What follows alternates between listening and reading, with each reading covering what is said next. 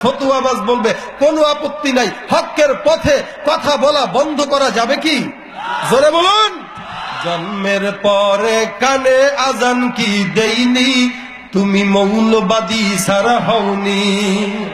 ঠিক না বেঠিক? জোরে কন। জন্মের পরে কানে আজান কি দেইনি, তুমি মৌলবাদী সারা হওনি।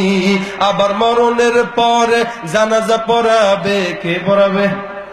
আবার মরণের পরে জানাজা পড়াবে, তখন কোথায় পালিয়ে যাবি?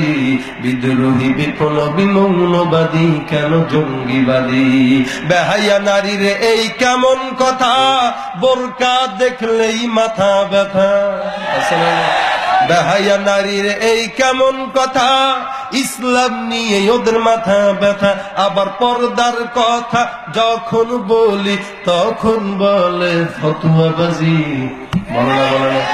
বিদ্রোহী বিপ্লবী মৌলবাদী কেন জঙ্গিবাদী? কি মনে করে ওই হনুমান, দাড়ি টুপি দেখলেই তালেবান? ঠিক না বেঠিক? জোরে কর। এই মুসলমান, দাড়ি টুপি দেখলে যারা ভয় পায়, বুঝতে হবে এই জামানার খাঁটি আবু জাহেলের দল। ঠিক না বেঠিক? জোরে কর। কারণ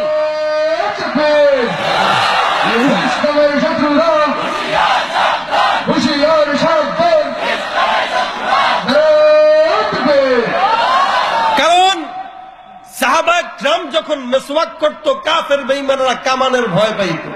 ঠিক না বেঠিক? এই জামানায় যারা টুপি পাগড়ি জুব্বা মেসওয়াক দেখলে ভয় পায়, বুঝতে হবে এরা খাঁটি আবু জাহেলের উম্মত।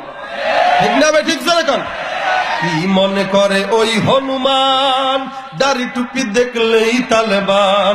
আবার সিংহের চেয়েও বেশি ভয় পায় মাথায় পাগড়ি দেখে যদি। বিদ্রোহী বিপ্লবী মৌলবাদী কেন জঙ্গিবাদী?